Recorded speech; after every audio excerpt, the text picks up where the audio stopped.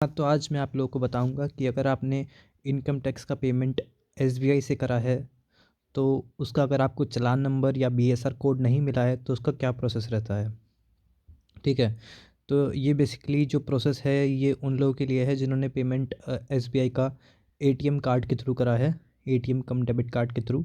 ठीक है। और जनरली जब हम पेमेंट करते हैं तब हमें हाथ के हाथ चालान मिल जाता है और उसमें चालान नंबर और बीएसआर कोड होता है।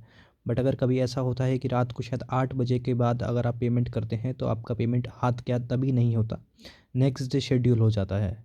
तो क्योंकि आपका पेमेंट उसी दिन नहीं होता इसलिए आपका चालान उस दिन जनरेट नहीं होता, एंड नेक्स्ट दिन क्योंकि पेमेंट ऑटोमेटिकली हो जाता है इसलिए नेक्स्ट डे भी चालान जनरेट नहीं होता।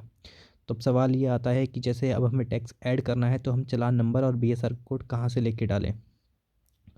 तो एक तरीका तो ये है कि आपका जो फॉर्म 26 AS है उसमें अपडेट हो जाता है चालान नंबर और बीएसआर कोड। हालांकि उसमें करीबन एक हफ़्ता लग सकता है अपडेट होने में। तो अब दूसरा तरीका क्या होगा जानने का।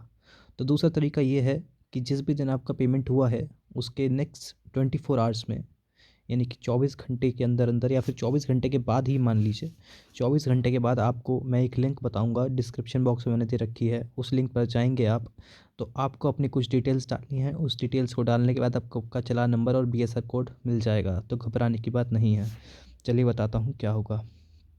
सबसे पहले आप लिंक पे क्लिक करेंगे, लिंक पे क्लिक करेंगे तो इस तरीके से ओपन होगा।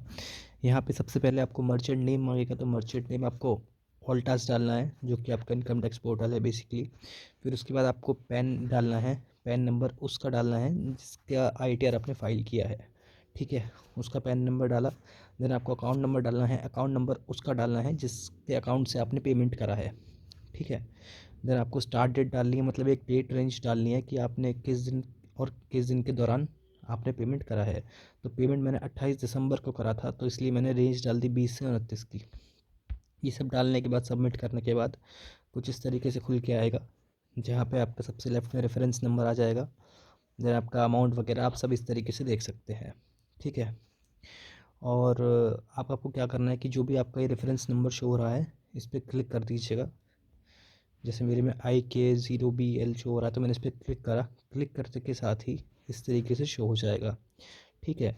ऐसा भी हो सकता है जब आपने जैसे डेट रेंज वगैरह डाल के जब आपने सबमिट करा होगा फर्स्ट स्टेप पे, तो हो सकता है आपका उसके बाद कोई ट्रांजेक्शन दिखाए ही नहीं। जैसे मेरे में तो यहाँ आप देखेंगे ट्रांजेक्शन दिखा रहा है, आपके में हो सकता है ना दिखाए।